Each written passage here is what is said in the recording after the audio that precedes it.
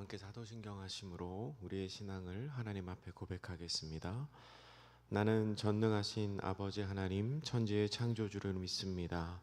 나는 그의 유일하신 아들 우리 주 예수 그리스도를 믿습니다.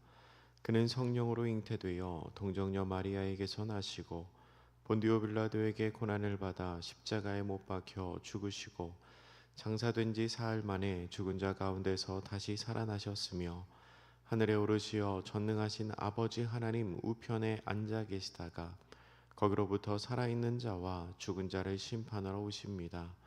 나는 성령을 믿으며 거룩한 공교회와 성도의 교제와 죄를 용서받는 것과 몸의 부활과 영생을 믿습니다. 아멘. 찬송가 211장 함께 찬양하겠습니다.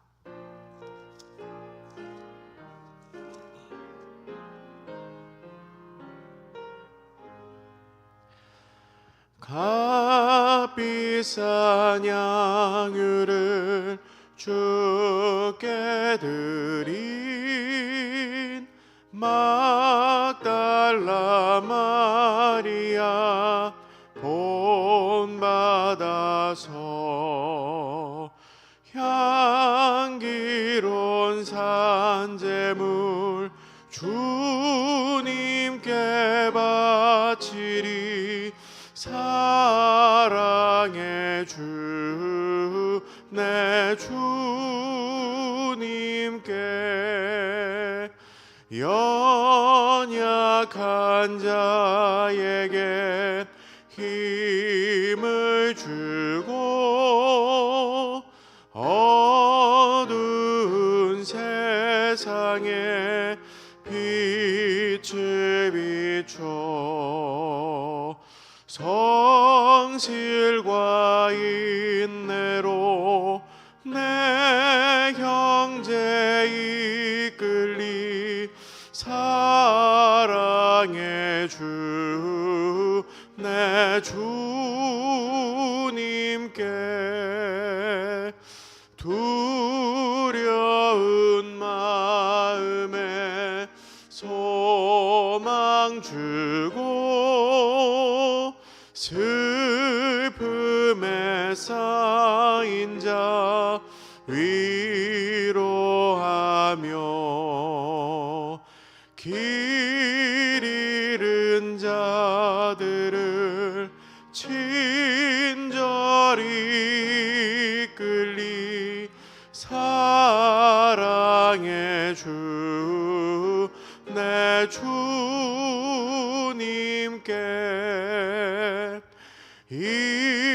인생의 왕원이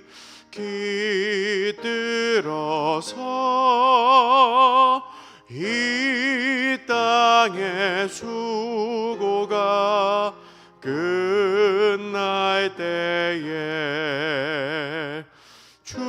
주님을 섬기다 평안히 가리라. 사랑의 주 내 주님께.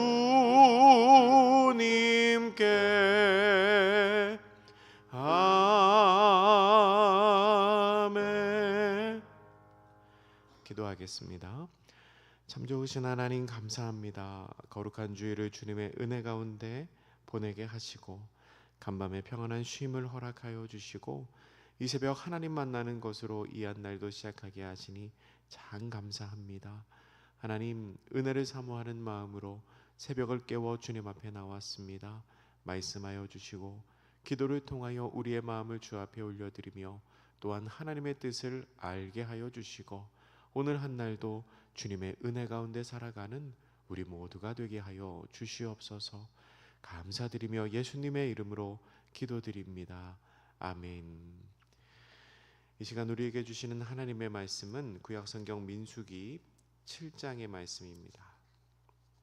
민수기 7장 1절부터 9절까지의 말씀입니다. 구약성경 204쪽에 있습니다. 민수기 7장 1절부터 9절까지의 말씀을 한 절씩 교독하고 마지막 절은 같이 읽겠습니다. 제가 먼저 읽습니다. 모세가 장막 세우기를 끝내고 그것에 기름을 발라 거룩히 구별하고 또 그 모든 기구와 제단과 그 모든 기물에 기름을 발라 거룩히 구별한 날에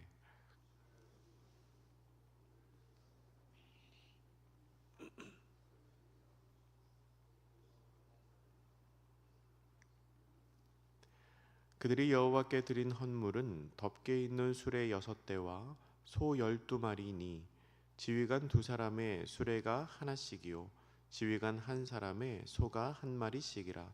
그것들을 장막 앞에 드린지라. 그것을 그들에게서 받아 레위인에게 주어 각기 직임대로 회막 봉사에 쓰게 할지니라. 곧 게르손 자손들에게는 그들의 직임대로 수레 2과 소 4마리를 주었고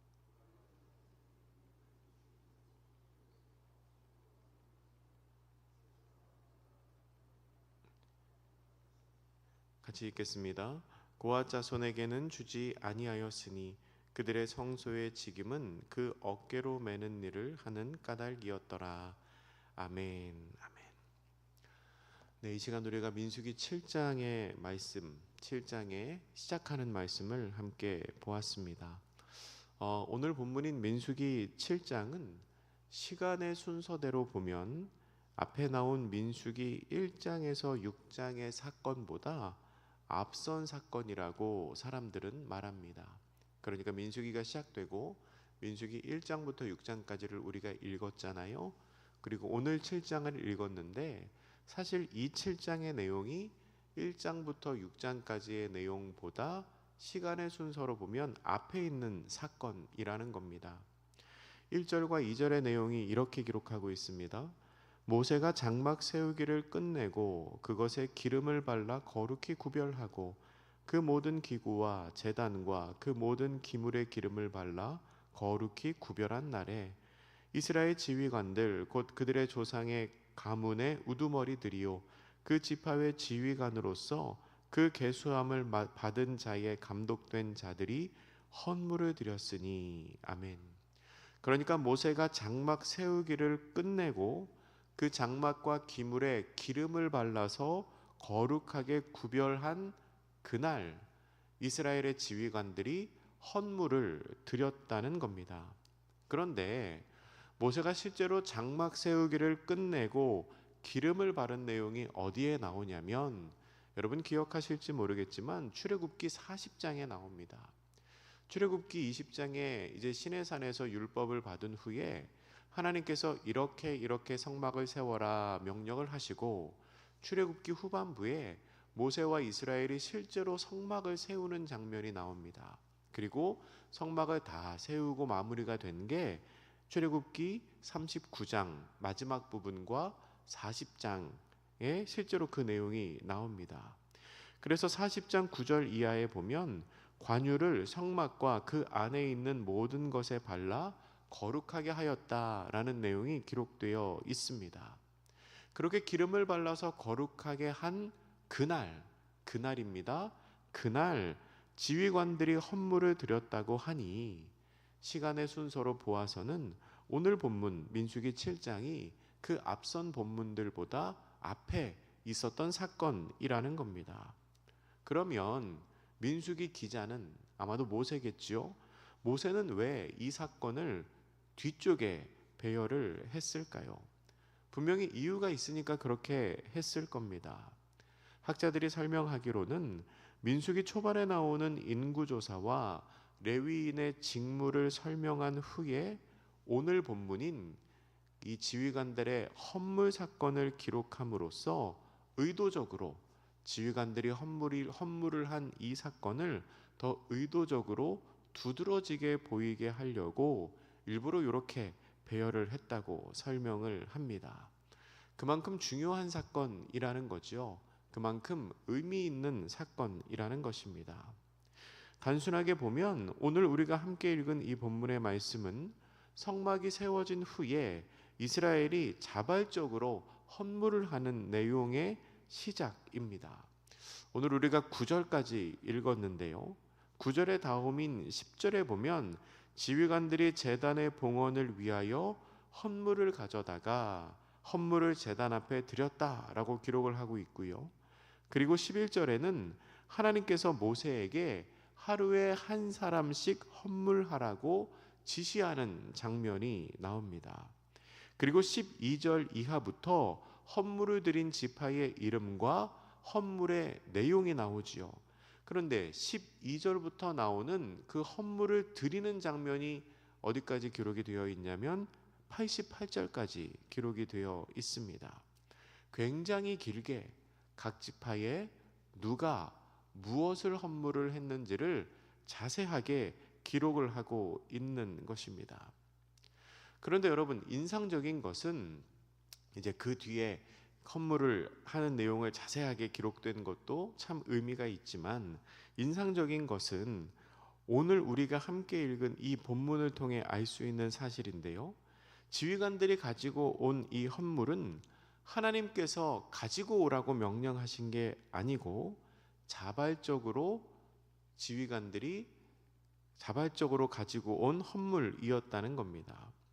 그들은 자발적으로 성막의 쓰임새를 위해서 헌물을 드렸습니다. 왜 그렇게 헌물을 했을까요? 어떤 마음으로 이 헌물을 가지고 왔을까요? 성경에 이유가 안 나오기 때문에 그들이 어떤 마음으로 헌물했는지 단정적으로 결론을 짓기는 어렵습니다. 그런데 그들이 무엇을 드렸는지를 생각해 보면, 무엇을 드렸는지를 살펴보면 그들이 어떤 마음으로 헌물을 했는지를 우리가 짐작을 해볼 수 있습니다. 지휘관들이 드린 헌물의 내용이 뭐지요? 3절에 그 내용이 나옵니다. 지휘관들이 드린 헌물이 뭐냐면 덮개 있는 수레 6개, 수레 6대와 그리고 소 12마리였습니다. 이렇게 생각할 수 있죠. 아니, 기왕에 헌물을 할 거면 금이나 은처럼 좀 귀하고 비싼 거를 하지 왜 소를 드리고 왜 수레를 드렸을까라고 생각해 볼 수 있습니다. 여러분, 수레와 소는 성막을 이동할 때에 꼭 필요한 도구, 꼭 필요한 수단이었습니다. 우리가 잘 아는 것처럼 성막은 이동식 성전이지 않습니까? 성막은 텐트죠. 세웠다가 또 접었다가 이동해서 다시 세울 수 있습니다. 그렇게 성막을 이동할 때에 사람의 힘으로는 다 감당하기가 힘듭니다. 성막이 굉장히 크잖아요. 그것을 접은 기물들도 굉장히 크지요.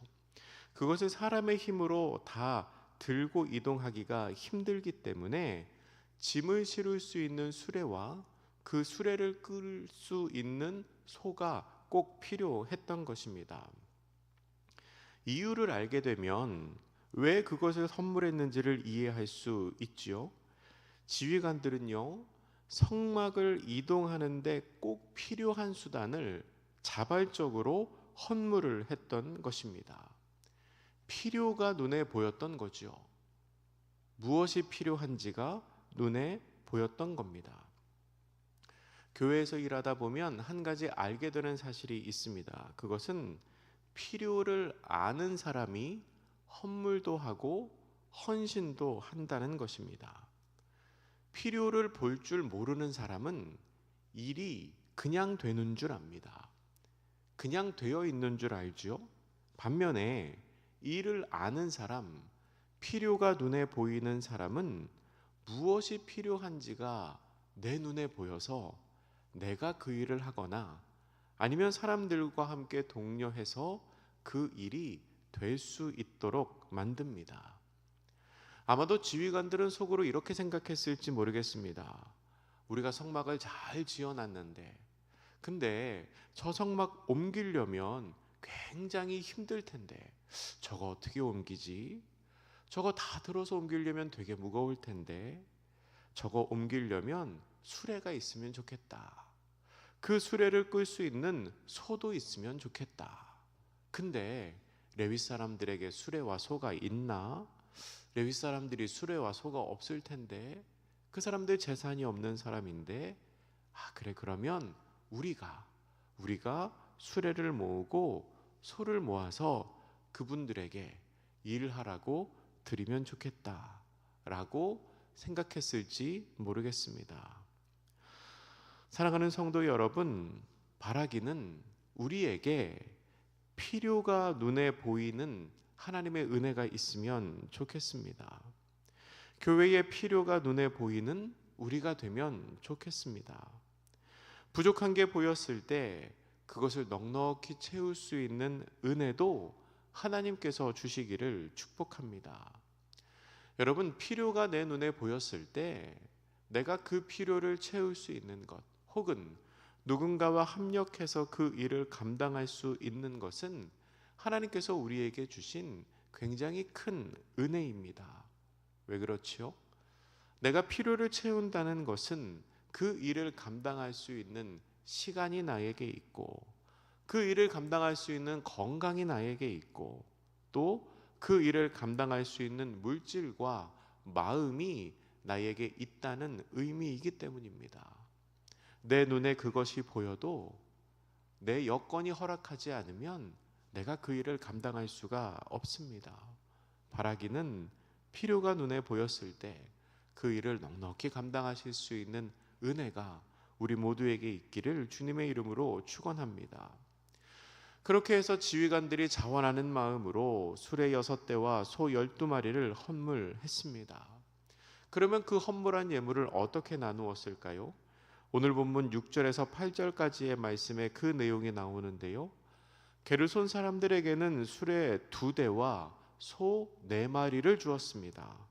무라리 사람들에게는 수레 4대와 소 8마리를 주었습니다. 똑같이 나누어 준 게 아니죠? 그러면 그렇게 나누어 준 기준이 무엇인가? 본문에 표현하기로 그들의 직임에 따라 그렇게 나누어 주었다라고 합니다. 그들이 맡은 일, 그들이 하는 일에 따라서 그렇게 수레를 나누어 주었다고 하지요. 지난 토요일 본문이었던 민수기 4장에 레위인들이 맡은 직무가 나오는데요, 게르손 사람들은 성막의 휘장이나 덮개 등을 맡았습니다. 성막의 휘장이나 덮개는 손으로 들 수 있기는 하지만 무게가 상당히 많이 나가는 기물들입니다. 그리고 무라리 사람들은 성막의 기둥과 받침과 말뚝 등을 맡았습니다. 더 무거운 물품들이지요. 그러니까 더 무거운 성전 기물을 나르는 사람들에게 수레와 소를 더 많이 주었던 겁니다. 더 무거운 거 나르는 사람들에게는 많이 주고, 덜 무거운 거 나르는 사람들에게는 상대적으로 적게 주었습니다. 오늘 본문 4절과 5절에 보면 하나님께서 그렇게 나누어 주라고 하셨습니다. 무거운 일을 감당하는 사람들에게는 더 많은 물품을 주셨지요. 여러분, 하나님께서는 역할에 맞는 은혜를 주십니다. 하나님께서 일을 맡기실 때는 일을 맡기시고 나서 힘들든지 말든지 모르는 척 하시는 분이 아닙니다. 큰 역할을 맡았으면 더 큰 은혜를 주시고, 무거운 역할을 맡았으면 그 무거운 역할을 감당할 수 있는 더 큰 힘과 능력을 주시는 분이 바로 우리 하나님이십니다. 제가 가끔 저에 대해서 이야기를 할 때 하는 표현이 있습니다. 제가 하나님께 늘 감사하다고 말하면서 하는 이야기가 뭐냐면, 하나님께서 제가 잘하는 것으로 일하게 하신 것에 저는 늘 감사하고 있습니다. 왜냐하면 제가 참 못하는 게 많은 사람이거든요. 저 못하는 게 굉장히 많은 사람인데, 근데 하나님께서 저를 교회에서 섬기도록 불러주셨습니다. 그리고 그 일을 감당할 수 있는 은혜를 주셨습니다. 제가 교회에서 일을 하니까 이렇게 쓰임을 받지, 만약에 다른 직장이나 다른 사회 속에서 일을 해야 된다고 하면 저는 굉장히 힘들어했을 사람입니다. 그리고 그 안에서도 제가 또 못하는 일도 있지요. 부족한 부분이 있으면 하나님께서는 그 일을 잘할 수 있는 사람을 붙여주셔서, 곁에 주셔서 또 그 일을 감당하게 하십니다. 역할에 맡은 은혜를 역할을 감당할 수 있는 은혜를 하나님께서 허락해 주신 겁니다. 그런데요, 그렇게 헌물한 수레와 소를 게르손 자손과 무라리 사람들이 다 나누어 가졌습니다. 고앗 자손들이 있거든요. 이 사람들도 역할을 감당할 사람들인데 이 고앗 자손들에게는 수레나 소가 주어지지 않았습니다. 왜 그럴까요? 오늘 본문 9절에 그 이유가 있는데요. 우리 9절 말씀 같이 한번 읽겠습니다. 시작. 고앗 자손에게는 주지 아니하였으니 그들의 성소의 직임은 그 어깨로 매는 일을 하는 까닭이었더라. 아멘. 게르손, 고핫, 무라리 족속이 있습니다. 이 사람들이 하는 역할이 성막이 이동할 때마다 그 기물을 운반하는 일이에요. 그러니까 쉽게 우리가 비유하자면 포장이사 하는 사람들입니다. 포장이사. 근데 게르손과 무라리는 휘장, 성막, 천, 기둥, 말뚝 이런 거를 옮겨요. 근데 고앗 사람들은 뭘 옮기냐면 성소 안에 있는 기물을 옮깁니다. 성소 안에 있는 등잔대나 촛대 그리고 언약궤 같은 거를 옮기는 사람들이지요. 그 사람들은 거룩한 성물을 옮기는 사람들이기 때문에 함부로 만져서도 안 된다. 민수기 4장 15절에 보면 그 내용이 있습니다. 손을 대지 말라. 너희가 죽을까 하노라. 하나님 말씀하십니다. 그래서 이 사람들은 어떻게 하냐면 제사장들이 그 기물들을 다 쌓아놓으면 해달의 가죽 이런 걸로 다 쌓아놓으면 어깨로 메고 옮기는 일을 하는 사람들이었습니다. 여러분 다윗 왕 시절에 사무엘하 6장이죠. 다윗 왕 시절에 언약궤를 수레로 옮기다가 수많은 사람들이 죽음을 맞이하는 사건이 있습니다. 우리가 흔히 베레스 우사 사건이라고 부르는 사건입니다. 성소 안에 있는 기물들은 거룩하기 때문에 수레에 담아서는 안 됩니다. 어깨에 짊어지고 옮겼어야 하지요. 이 고앗 자손의 직무를 보면서 우리가 기억해야 할 것이 무엇인가요? 여러분, 거룩한 일은 거룩한 모습으로 감당해야 합니다. 거룩한 일을 할 때는 거룩한 모습으로 감당해야 합니다. 물론 하나님께서는 중심을 보시는 하나님이지요. 외형보다 중심이 중요한 것은 사실입니다. 그러나 보이는 것도 중요합니다. 겉으로 드러나는 형식도 중요합니다. 마음이 있다고 해서 다 용인되는 것은 아닙니다. 그 마음을 잘 드러낼 수 있는 형식, 그리고 하나님께서 지시하시는 바를 따르는 규칙도 중요합니다. 그래서 거룩한 일을 하는 사람은 거룩한 모습으로 감당해야 하는 것입니다. 거룩한 일을 하는데 함부로 해서는 안 됩니다. 그냥 예를 들어서 제가 말씀을 전하는데 아침에 새벽에 자고 일어난 모습 그대로 머리도 안 감고 옷도 잠옷으로 입고 와서 말씀을 전하면 그게 합당하지 않잖아요. 그래도 깨끗한 옷을 입고 얼굴도 세수하고 로션도 조금 찍어 바르고 이렇게 보시기에 불편하지 않게 단정한 모습으로 세워져야 제가 전하는 이 하나님의 말씀이 여러분들에게 잘 전달될 거 아니겠습니까? 거룩하다는 것은 구별되었다는 뜻입니다. 더 중요한 일을 할 때는 다른 것들과는 구별되는 모습이 있어야 한다는 겁니다. 그리고 그렇게 하는 것이 하나님의 명령이기 때문에, 고앗 자손에게 내리신 하나님의 명령이기 때문에 우리는 하나님의 일을 감당하는 사람은 그 명령에 순종해야 하는 것입니다. 하나님께서는 분명히 중심을 보시지만 인간의 눈으로는 중심을 볼 수 없기 때문에 하나님의 명령에 순종하는 구별된 모습으로 내 마음의 중심을 드러내야 하는 것입니다. 사람들이 말을 합니다. 마음만 있으면 되지, 중심만 있으면 되지. 그러면 그 중심을 어떻게 보일 것입니까? 구별된 모습으로 보이는 거죠. 마음만 있으면 되지 하면서 전혀 구별되지 않은 모습으로 거룩한 일을 감당하려고 한다면 사실 그건 마음이 없을 수도 있는 겁니다. 말씀을 정리하겠습니다. 성막이 세워진 후에 모세는 성막과 기물들에게 기름을 발라서 거룩하게 합니다. 그리고 그날 이스라엘의 지휘관들은 성막의 이동에 꼭 필요한 수단인 수레와 소를 자발적으로 헌물을 합니다. 이스라엘의 지휘관들처럼 필요가 눈에 보이는 우리 모두가 되면 좋겠습니다. 교회의 필요, 다른 사람들의 필요가 내 눈에 보여서 그들의 그러한 필요를 넉넉히 채워줄 수 있는 은혜가 우리에게 있기를 축복합니다. 우리 하나님께서는 역할에 맞는 은혜를 주시는 하나님이십니다. 그 하나님을 신뢰하시기를 바랍니다.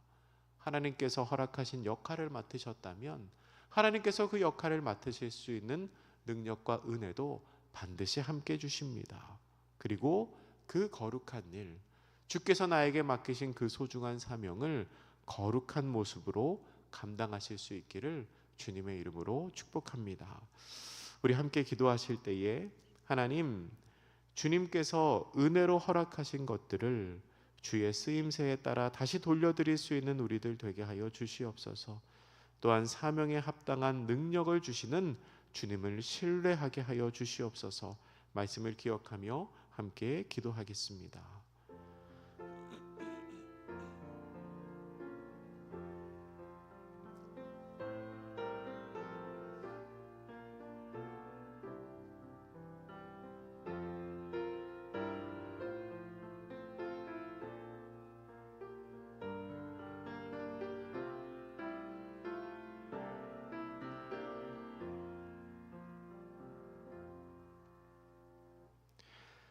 사랑과 은혜가 많으신 하나님, 성막이 완성된 것을 보며 자원하는 마음으로 헌물을 했던 이스라엘의 지휘관들처럼 주님의 필요에 기쁨으로 화답할 수 있는 저희들 되게 하여 주시옵소서. 직분에 따른 은혜를 주시는 하나님을 신뢰하게 하시고 주의 일을 할 때 거룩한 모습으로 감당하는 저희들 되게 하여 주시옵소서. 하나님, 주의 손길을 구하며 주의 도우심을 구하며 기도하는 성도들의 기도를 주께서 응답하여 주시옵소서. 환우들을 기억하여 주시사 회복의 은혜를 허락하여 주시고 어르신들의 건강과 마음과 생각을 지켜 주시옵소서. 날씨가 점점 따뜻해지고 있다고는 하지만 아직 겨울이 다 물러가지는 않았습니다. 이 추운 계절 우리 가운데 어려움이 없도록 주께서 은혜로 함께하여 주시옵소서. 관계의 문제, 자녀의 문제, 경제적인 문제로 주님 앞에 그 문제를 안고 나오는 성도들이 있다면 문제보다 더 크신 하나님께서 그 모든 어려움이 해결되는 역사가 있게 하여 주시옵소서. 타지에 있는 성도들, 군대에 있는 자녀들 주께서 눈동자와 같이 기억하여 주시고 지켜 보호하여 주시옵소서. 설 명절이 시작되었습니다. 가족들을 기쁘게 만나고 가족들 가운데 은혜 누리는 시간 보내게 하여 주시옵소서. 오가는 길 안전하게 지켜주시고 혹여나 명절 기간에 시험에 드는 일이 없도록 주님께서 은혜로 함께하여 주시옵소서. 이 모든 말씀 예수님의 이름으로 기도드립니다. 아멘.